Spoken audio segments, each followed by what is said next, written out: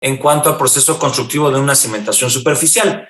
Debemos de tomar en cuenta que cualquier persona que se dedique al ámbito de la construcción puede presumir de conocer lo que son las características o el procedimiento de una cimentación superficial. Específicamente cimentaciones superficiales que no tienen mayor complejidad, como una casa habitación, sobre material consistente, de piedra brasa, sí, de zapatas de concreto, de zapatas corridas, de zapatas aisladas ligadas con contratraves.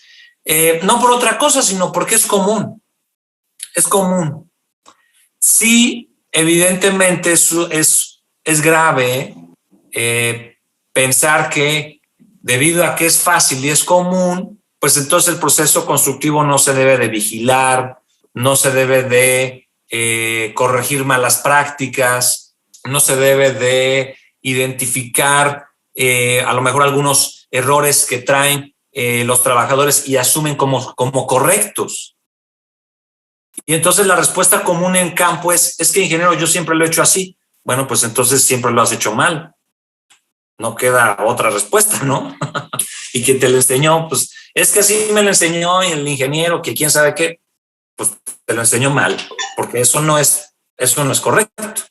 Evidentemente debemos de tener pues el tacto, debemos de tener el lenguaje, debemos de tener la empatía también, con la intención y hacerle ver a pues, las personas involucradas, porque no nada más pueden ser los trabajadores como tal, sino también pueden ser los mismos ingenieros, los mismos arquitectos que en ese proceso constructivo hayan adoptado malas prácticas. Y entonces sí debemos de tener cuidado en el uso de las palabras. Eso es importante. ¿Sale? Eso es importante. Bien, atendiendo esta parte, entonces vamos a revisar de manera ágil una serie de pasos. Les comparto esta presentación a donde enlisté los pasos que deberemos vigilar en el proceso constructivo de una zapata.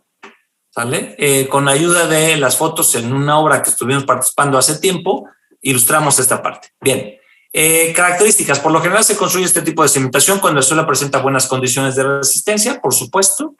Una cimentación superficial obedece, acuérdense, una combinación de descargas que no sean tan grandes, principalmente el suelo, que tiene muy buenas características en los estratos superficiales, y que el proceso constructivo no debe de ser complejo. Vaya, ¿para qué? Acuérdense que una de nuestras obligaciones como ingenieros es hacer de las acciones lo más sencillo posible, no complicarnos. Su geometría regularmente es cuadrado o rectangular, por supuesto. Existen algunas cimentaciones circulares, algunas cimentaciones superficiales circulares, por supuesto. Son las menos, pero les puede llegar a tocar. Un ejemplo es un tanque de almacenamiento. Un tanque de almacenamiento de agua, un tanque de almacenamiento de combustible, un tanque de almacenamiento o los hilos que almacenan alimento, ¿sale? Algunos tienen una forma de cono, la base es circular, por lo tanto la cimentación es circular también, ¿vale? Ahí hay algunos ejemplos, ¿sí? Bien. Empecemos entonces. Por supuesto, sírvanse interrumpir en el momento que crean conveniente. Bien, lo primero que deberíamos realizar es el despalme. El despalme, ahí hay una breve descripción, es una breve descripción de lo que se tiene. Permítanme un momento.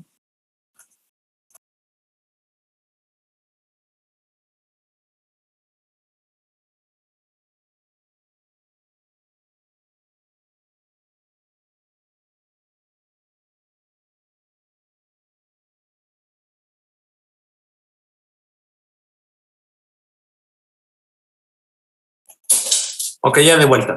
Bien, el despalme es lo primero que vamos a realizar. Y a partir de aquí se empieza a apreciar el valor de un buen estudio de mecánica de suelos. Porque nos va a definir qué profundidad, a qué cota a partir del cero del nivel de terreno natural vamos a despalmar. ¿En función de qué? De la presencia de rellenos heterogéneos, la presencia de materiales vegetales, el despalme. Todo ese material que no necesitamos, todo ese material que vamos a retirar. ¿Por qué es trascendente? Porque involucra un costo. Y en algunos casos es un impacto económico importante. Porque si nosotros vamos a despalmar, a retirar material vegetal, de relleno heterogéneo, importante, un espesor importante, entonces tendremos que rellenarlo. Y ese relleno es de un material de préstamo, evidentemente de buena calidad, y no nada más es colocarlo y ya, sino es compactarlo, es conformarlo de buena manera, porque posiblemente sobre ese material se va a desplantar la cimentación. Y si no vigilamos ese procedimiento en cuanto a, primero, calidad, no el primer banco de materiales que nos ofrezcan, porque por increíble que parezca, hay algunos bancos de materiales que no cumplan las calidades. ¿Vale? Y segundo, el proceso de compactación, porque ustedes estarán de acuerdo que empezar a construir nuestra cimentación sobre un material no correctamente compactado, en un periodo relativamente corto o a mediano plazo, a más tardar, pues se empezará a reflejar en nuestra construcción a través de agrietamiento. ¿Vale? Y eso evidentemente no es deseable. Bien, entonces, desde cuenta qué tan trascendente es ya este despalme. ¿Sí? Bien, trazo y nivelación. El trazo y nivelación prácticamente se refiere a trabajo de definir y diferenciar puntos, distancias, ángulos y cotas en el terreno. Por supuesto, este trabajo se hace a través de la brigada de topografía, claro está, ¿vale? Pero es ya el cómo vamos a identificar, a dónde se excava, qué profundidad se excava, cuál es la zona a excavar, cuál es el trazo, de en dónde está la ubicación de las zapatas, a dónde está la ubicación de las contratraves, prácticamente todo. De igual manera, por increíble que parezca, pueden llegar a existir, ¿cómo se llama? Ay, se me olvidó la palabra.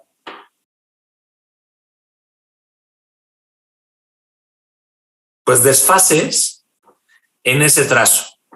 Vale, apenas platicando con un ingeniero que tuvo la tarea de construir una nave industrial en Tlaxcala, una nave grande, de 800 metros cuadrados, comentaba que él fue la persona responsable en montar la estructura, no construir la cimentación, aguas. ¿Vale? Quien construyó la cimentación fue otra empresa, que es común, construyen la cimentación, luego mandan a traer al constructor de la superestructura, en este caso de estructura metálica, y se da cuenta que tiene desviaciones en el trazo de las zapatas. Y me dice, ingeniero, o sea, no fue mucho, a lo mejor 5 o 6 centímetros, pero esos 5 o 6 centímetros ya no nos permite hacer el montaje en serie como se tenía programado. Y entonces mi programa de entrega, que era, no recuerdo, 2 meses, 8 o 9 semanas,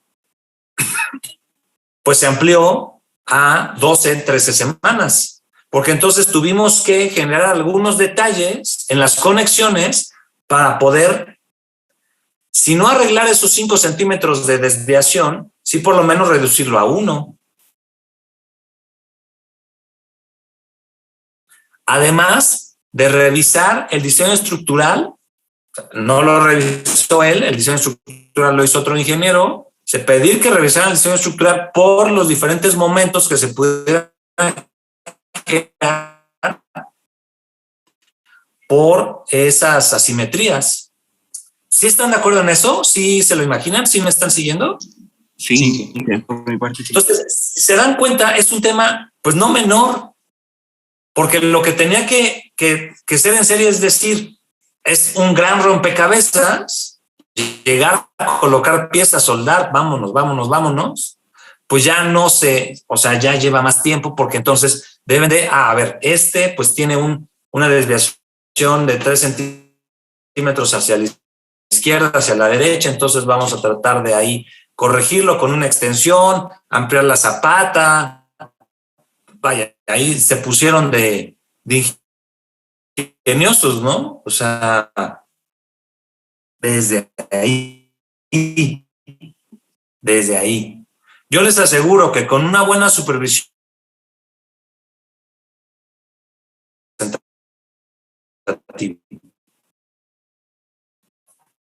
¿vale?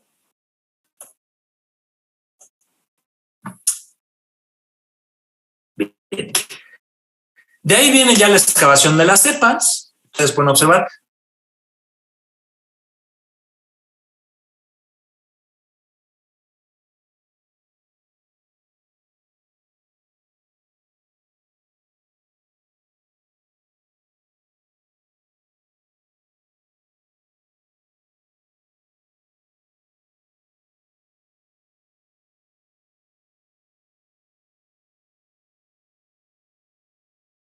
Económico adicional a nuestro cliente,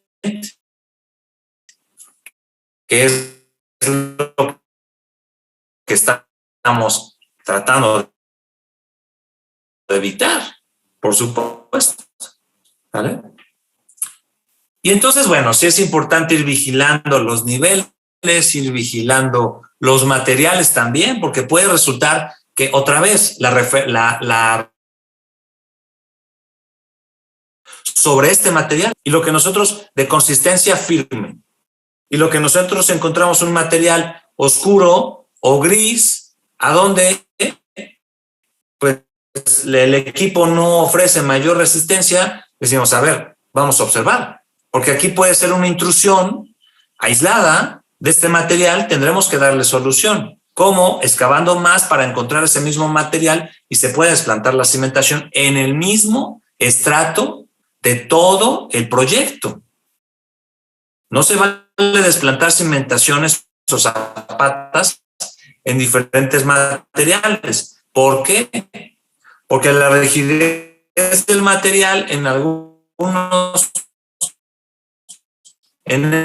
estos materiales es diferente. ¿Y eso qué? Dijeran algunos. Acuérdense que cuando calculamos asentamientos, hablando en el diseño estructural, para la redundancia, toman en cuenta la rigidez del material. Entonces, si esas rigideces no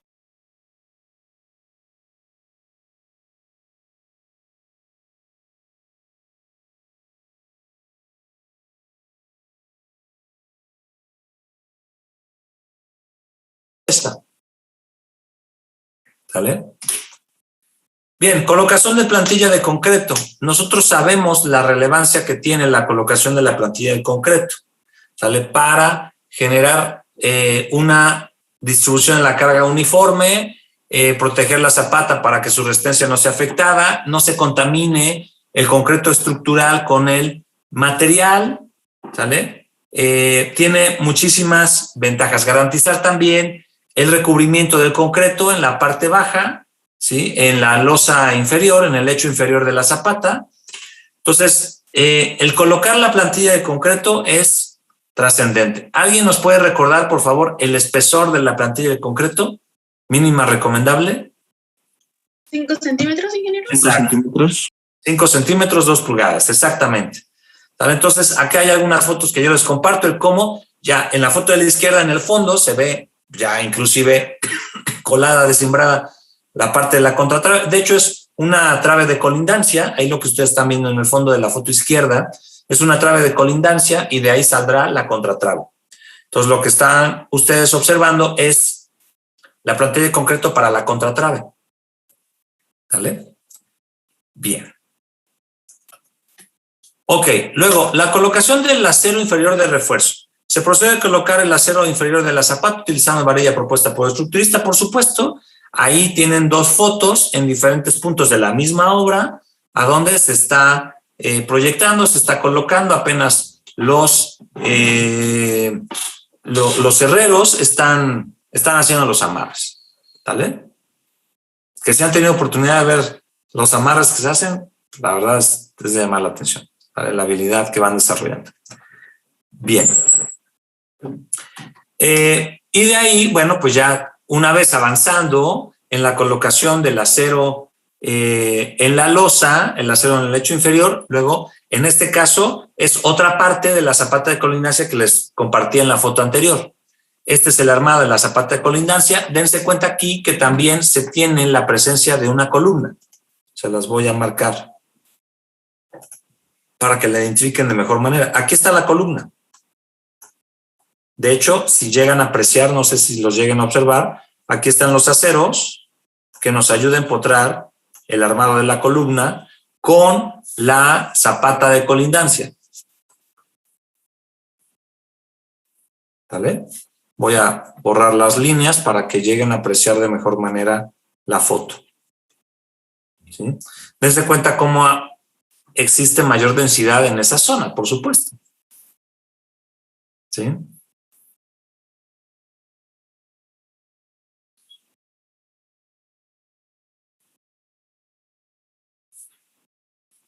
Bien, de ahí nos pasaremos al cimbrado. El cimbrado debe de también tener su cuidado. ¿Por qué? Porque prácticamente es el molde. El molde para contener el concreto. ¿Vale? Y debemos de garantizar que esté muy bien pues asegurado, muy bien armado, muy bien colocado, ¿sí? Porque pues la presión del concreto es importante. Acuérdense, el peso volumétrico del concreto no es poca cosa. Evidentemente ejercerá una presión importante en la cimbra y se debe de contener. ¿Vale? La foto de la derecha obedece a la cimbra para la losa de la zapata y la foto de la izquierda es para contratraves. Inclusive en la foto de la izquierda ya están colando, es una foto del mismo colado. ¿Sí? Aquí se aprecia muy bien, ¿no? La tubería. A ver. De ahí también se aprecia el preparado ya con las instalaciones. Dense cuenta en el armado, si lo observan, lo estoy circulando en rojo. Para las instalaciones que atraviesen la contratrave, eso es importante, ya parte del proyecto. Otra opción es pasarlo por la parte superior. Evidentemente, representa un nivel de relleno mayor, claro. ¿Vale? Entonces, bueno, muchas veces se resuelve de esta manera, ¿sí? Que está bien, vaya. Siempre y cuando se diseñe, se prevea, desde el mismo armado, por supuesto. ¿Vale?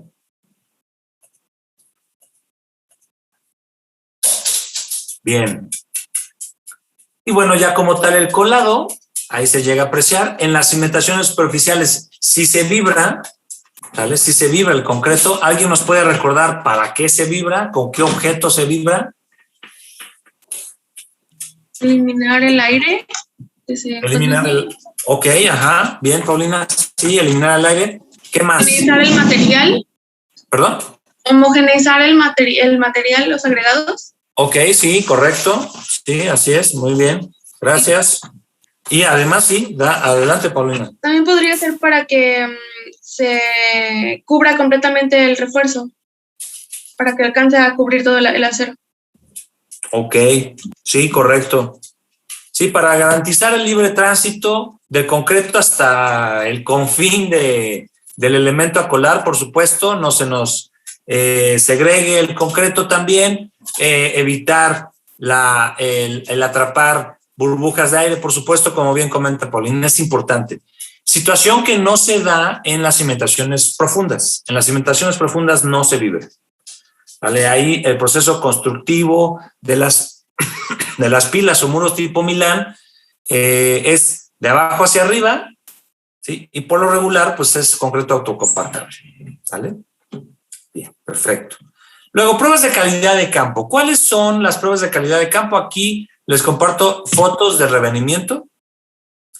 ¿Para qué sirve el revenimiento? ¿Qué otras pruebas de calidad en campo necesitaríamos para garantizar? Vamos a hablar específicamente de tanto el concreto como el acero. Si ustedes fuesen los responsables de la obra y les dijeran, ingeniero, necesitamos garantizar la calidad de los materiales en campo, concreto y acero, ¿qué me recomienda? ¿Qué debemos de hacer? ¿Cuál es la respuesta de ustedes?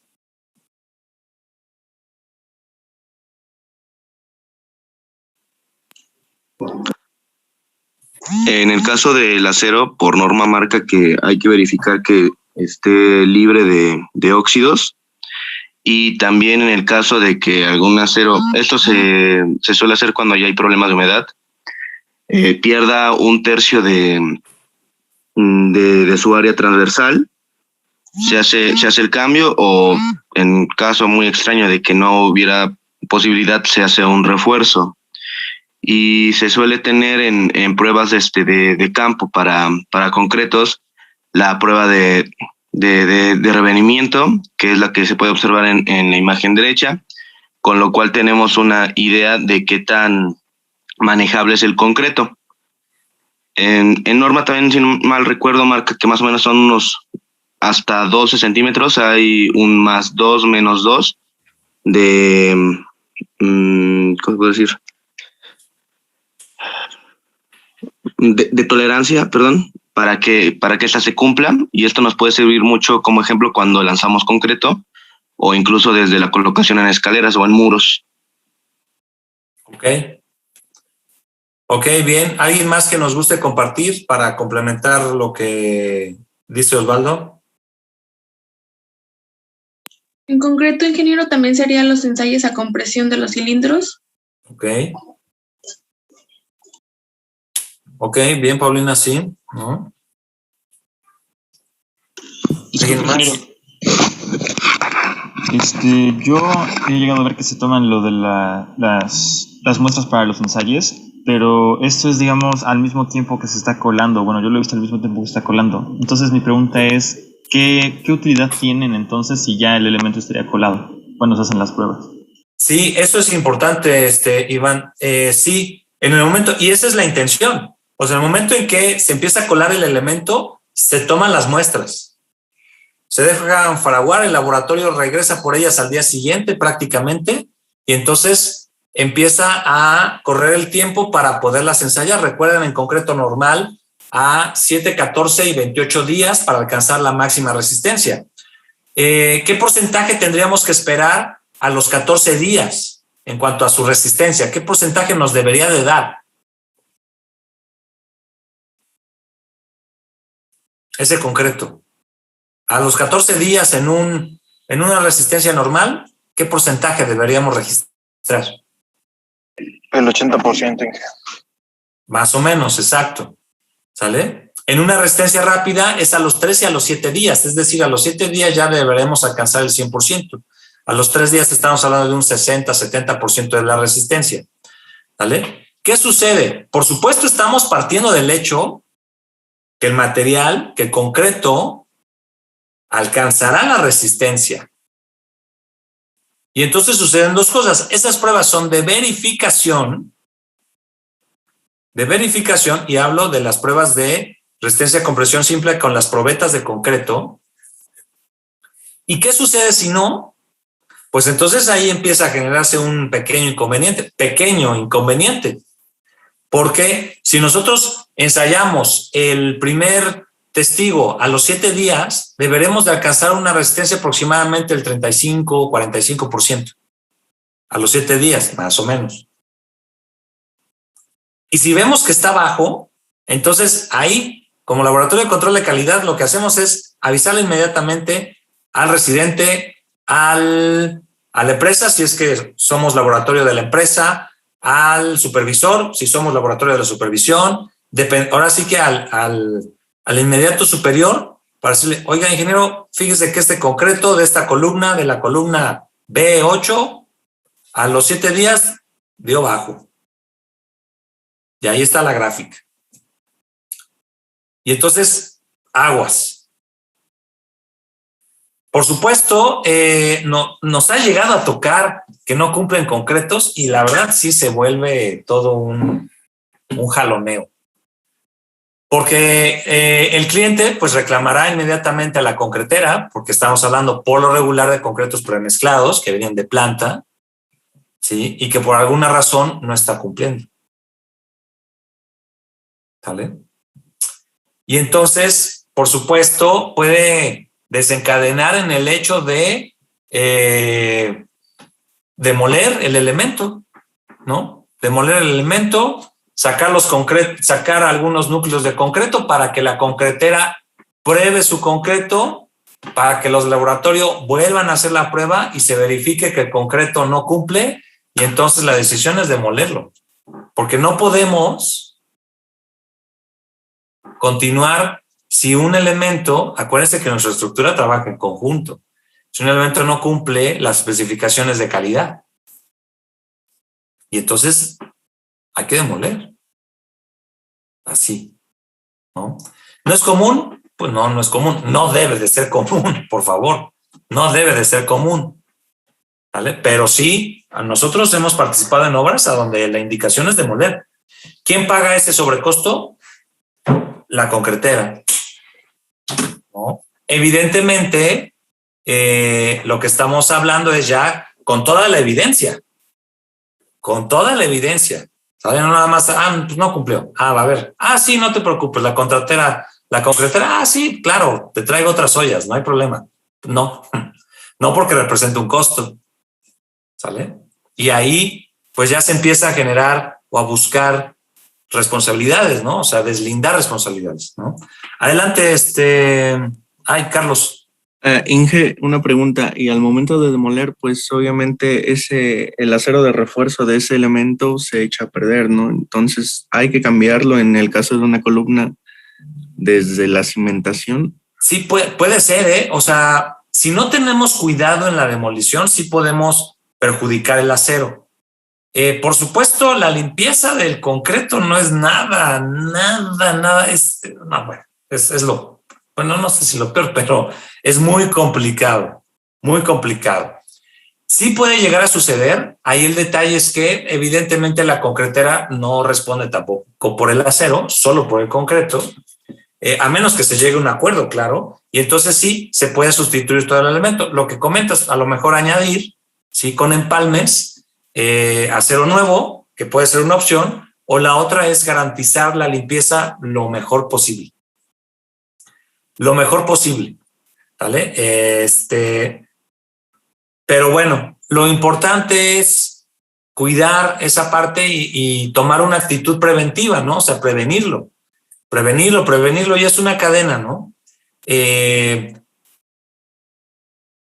Sí, es interesante porque existe la situación. Nosotros estamos más acostumbrados a visualizar las ollas de Holcim, de Cemex, de concretos Moctezuma. Pues la verdad es que hay muchas concreteras locales que entran a trabajar y está bien. Yo no me opongo, Yo no me opongo siempre y cuando cumplan la calidad del concreto.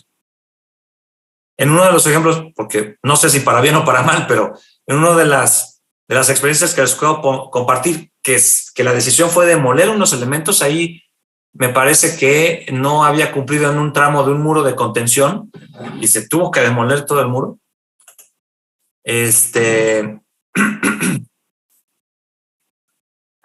Era una concretera local, ¿no? Entonces, bueno, ahí tuvieron problemas de dosificación y pues ya ni modos, ¿no? Y respondió bien. Digo, ahí lo que yo debo de reconocer o reconocimos en ese momento es que la concretera dijo, ok, sí, yo asumo, fue un error de nosotros, no hay problema. Todo lo que se genere en cuanto a reparación correrá a cargo de nosotros en volumen de concreto, es decir, ellos no tienen trabajadores, por supuesto, no mandaron a sus brigadas para demoler, pero sí se acordó con el supervisor, se acordó con el cliente, con el laboratorio de control de calidad que fungíamos nosotros. ¿Saben qué? Pues esta corrección es a costo de la concretera. Entonces hay que hacer generadores, hay que ver volúmenes y todo eso, convertirlo en volumen de concreto para que la concretera, valga la redundancia, pues nos dé volumen de concreto a cuenta de esos trabajos. Y ya. Pero la verdad es que ahí estuvo bastante cordial todo el mundo, nadie se peleó, o sea, ya, bastante bien, ¿no? Que así debería de ser siempre, pero bueno, a veces se empiezan a generar unas broncas bastante interesantes, por decirlo menos, ¿no? En fin. Pasando al otro tema de acero, por supuesto, con las pruebas de tensión, es ya un poco más complicado. Me atrevo a decir que es más común encontrar una falla en el concreto que encontrar una falla en el acero. Sin embargo, también se puede llegar a presentar, ¿vale? Pero además de que nunca está de más generar pruebas de calidad. Nunca va a sobrar, nunca en verdad. Porque con esa parte de pruebas de calidad podemos, en el papel que jueguen, justificar que los materiales colocados en la obra obedecen a un criterio de calidad. Ahorita estamos revisando concreto y acero, pero también lo mismo aplica para morteros, lo mismo aplica para mampostería, lo mismo aplica para conexiones, ¿sale? Para soldadura en estructura de acero, para rellenos controlados, compactaciones, para todo. Y mientras más podamos documentar ese proceso de control de calidad, mejor. Créanme que mejor. ¿Vale? Bien, ¿algún otro comentario en cuanto a pruebas de calidad en campo? Inge, yo tengo una. Bueno, yo he visto, a lo mejor será en campo como tal, no en laboratorio. Pero en cuestión de acero, he visto que, por ejemplo, cuando llega la varilla, cortan un trozo de ella y le empiezan a dar vueltas, tal cual, como ¿cómo le dijera? Se llama como un... ¿Doblez? Ajá, dobleces, muchos dobleces, como si fuera la cola de un cochino. Ok, ajá, como un resorte. Dale, exactamente. Y he visto que cuando empiezan a doblarla mucho, dicen, esta es buena, por decirlo así, porque no se rompió a tanto, bueno, no sé, tal cual, no sé, sí, no se rompió tal cual, a tantos dobleces. Y luego hay otras en las cuales hacen, no sé, 3, 4 dobleces y se llega a romper y dicen, no, esta no es de buena calidad y se regresa. ¿Qué tan eficiente es eso? En cuestiones de campo, por decirlo así. Sí, claro. La realidad es que, bueno, son pruebas empíricas que se van generando. Sí existe el criterio de la calidad del doblez, porque, pues, el acero, acuérdense que, pues, vamos a doblarlo para, por supuesto, obedecer al diseño estructural. Y entonces ese doblez debe de estar garantizado para que no fracture el acero, ¿vale? No fluye en ese doblez. Y sí, efectivamente es una prueba, no nada más a tensión, sino también una prueba al doblez. Entonces, bajo la normativa existe el criterio de los valores de tolerancia mínimos y máximos aceptables en cuanto a resistencia a tensión y doblez dependiendo el uso del acero, porque no solamente es en las varillas, en los aceros, sino también puede ser en los torones, puede ser en el alambrón. También se hacen este tipo de pruebas. No es común, pero también se pueden llegar a ocupar. Y sí, efectivamente, esta que nos compartes, Armando, es una prueba empírica, doblarlo, ¿sí? Porque, bueno, ahí lo que estamos haciendo es forzar el acero, ¿no? Y bueno, pues, o sea, no existe un criterio como tal, me refiero a una normativa que avale esa parte, sino son las pruebas en laboratorio que se hacen, ¿vale? Yo no sé si han tenido oportunidad en obra ver cómo en un muerto con unas pinzas, pues empiezan a doblar el acero, bueno, pues así, ¿vale? Pero sí, efectivamente, ¿sale? Un criterio de calidad de acero es tanto a tensión como el doblez, ¿no? ¿Alguna otra inquietud? Inge, yo tengo una inquietud, no sé si sea muy, muy válida. En el caso como futuramente nosotros como constructores conoceremos lo que son las fianzas, que es para poder asegurar pues el buen comportamiento de la estructura. Sí. En el caso de que pidamos a concreteras para poder colar elementos estructurales profundos en donde va a ser muy difícil ver que pues se están llenando de manera correcta, sabemos que existe pues concretos autocompactantes, autonivelantes, y nos los traen una hoja de registro, ¿no? Que se está utilizando este aditivo para que cumpla. Pero en el caso de que fuera una concretera local, que tiene muchas referencias y que por negligencia nos esté diciendo sí se lo pusimos, pero hay un detalle, y por desgracia no sé si solamente va a ser el momento en donde falle que nos vamos a dar cuenta que realmente no se llegó a esto, o podemos justificar que de N cantidad utilicemos a lo mejor, bueno, hagamos una prueba para poder ver si se está cumpliendo con esos parámetros que solicitamos para llegar al proyecto. No sé si fui claro en la inquietud que tengo. Sí, en cuanto a fianzas, por ejemplo, para contratistas, que yo sepa, no existen. No lo sé. O no se aplican o no se acostumbran. La fianza se aplica principalmente del cliente al constructor. Las fianzas que se generan. En donde sí se aplican fianzas,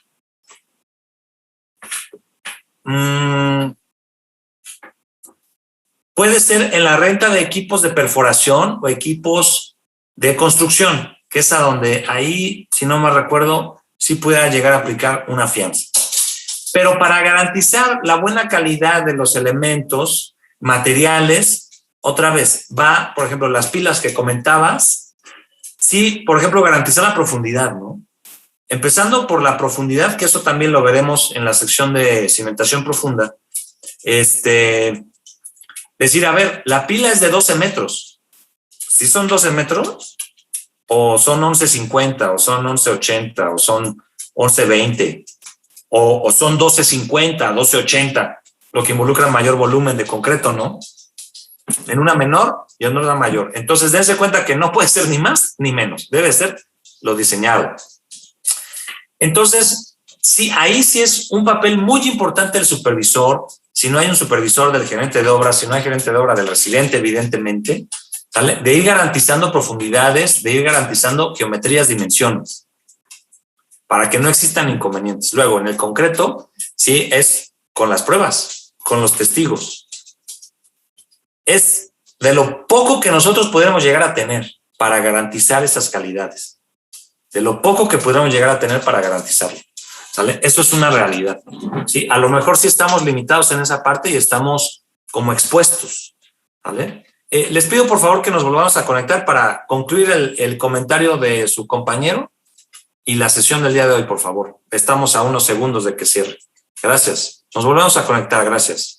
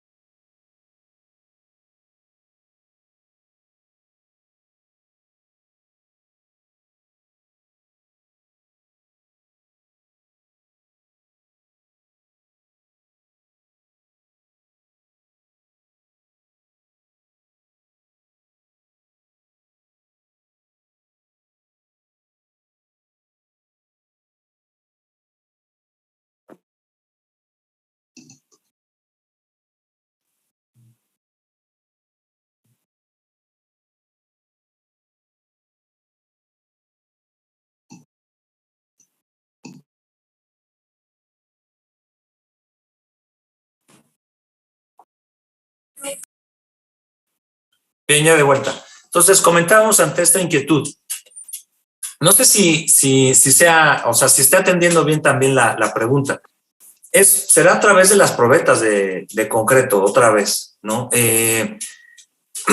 Si tienen acelerante, si tienen retardante, si tienen algún otro tipo de aditivo, entonces, bueno, que tampoco hay tanta gama, ¿no? Digo, al final están muy bien especificados. Y más cuando hablamos de cimentación profunda. Resistencia y en cuánto tiempo. Es lo que debemos verificar. Proceso constructivo. Es cierto que ya durante el tiempo nosotros vamos tomando de alguna manera factores o identificar puntos en particular a donde podemos decir, a ver, esta pila tuvo problemas desde la excavación. Desde la excavación tuvimos problemas. Desde que a lo mejor que pareciera que no se limpió el fondo bien, que hay muchos caídos de materiales. Desde la mecánica de suelos nos plantean esos materiales. Hay un estrato ahí de arena suelta que lo más seguro es que nos cause algún inconveniente, ¿saben? En el trayecto, no en la punta, sino en el fuste. El día del colado, pues empezamos tarde y la olla ya había llegado, ¿no? O llovió, o tuvimos problemas con todo el sistema de tubería. Había fugas en la tubería, no estaba limpia la tubería. ¿Qué otra cosa?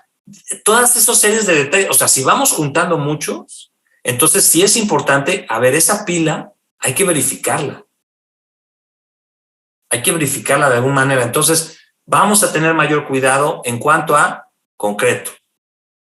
En cuanto a, por supuesto, bien, valdría la pena, fuese el caso, hacer alguna prueba de integridad en pilas, los famosos PITs, ¿no? PIT, por sus siglas en inglés, prueba de integridad en pilas, que es un método no destructivo, económico relativamente, ¿sí? Me refiero por volumen, ¿vale? Y entonces nos da la garantía de poder identificar oquedades o algunas secciones heterogéneas dentro de la pila y profundidad. Garantizar que si el concreto, el proyecto fue a 13 metros, la pila, pues el concreto haya llegado a los 13 metros. ¿Vale? Y la excavación misma, ¿no? Porque el diseño dice 13 metros y la excavación 12.50, pues ahí ya empezamos mal. ¿Vale? Y dijeron, bueno, pues se mide y ya, ¿no? Pues no es tan sencillo. Y menos, por ejemplo, cuando hay nivel freático. Otro punto, hay nivel freático. A todo lo que ya hablamos, hay nivel freático y eso por lo regular complica. No conozco a la constructora.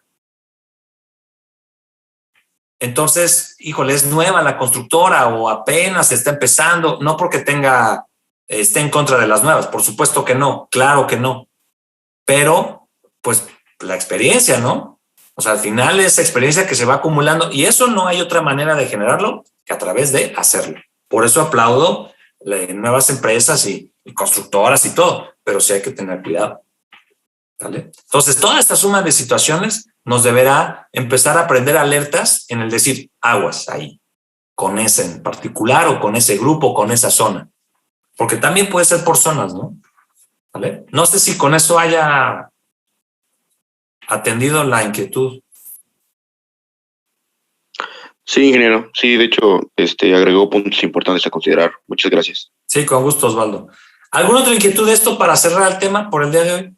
Digo, por supuesto, faltarán algunas, continuamos mañana. En cuanto a este breve, pues, ¿qué podríamos decir? Como pues breve listado del proceso constructivo de cimentación superficial. ¿Alguna otra inquietud que tengan en cuanto a calidad? ¿Qué es lo que estamos hablando? O lo que ya hemos visto, pues. Ok, bueno, bien, entonces así queda. Ya nada más para concluir, sí, es importante, aquí hablando de concreto y acero, verificar la calidad. Por todos los medios posibles. Por todos los medios posibles. Porque en obra podemos todavía arreglarlo de la mejor manera. Deslindando responsabilidades, claro, porque alguien debe de asumirlo. No es echar culpas, ahí sí les pido por favor que seamos cuidadosos del lenguaje. No es echar culpas, sino es deslindar responsabilidad y que se asuma esa responsabilidad a la persona, al grupo, a la empresa, quien la tenga. El caso, les platicaba de la nave industrial en Tlaxcala, el trazo. Ahí, bueno, sí. O sea, reclamaron a la constructora. Y en ese caso, por ejemplo, sí hubo una póliza, porque están separadas las acciones. La constructora de la cimentación. Yo te entrego hasta nivel de piso, para que ya nada más llegue el constructor de la estructura metálica y monte. Oye, están mal trazadas. Entonces, arréglalo. Y eso es a costo del constructor de la cimentación. ¿Vale? Ahí sí puede existir una póliza, porque sí son trabajos muy bien definidos y separados. ¿Vale? En los demás no sé tanto, la verdad, no lo creo, porque, híjole, como que no es tan fácil identificarlo, ¿no? Y las aseguradoras tampoco creo que lo tengan en el catálogo. ¿Vale? O al menos no me ha tocado a mí, pues. Bien, ok, pues entonces con esto terminamos. Que les vaya bien, buena semana y nos conectamos mañana, por favor, para terminar esta parte y continuar su tema. Que les vaya bien, bye. Gracias, Inge. Igual. Inge, hasta luego. Bien. Gracias, Inge. Bye. Disculpe. Bye.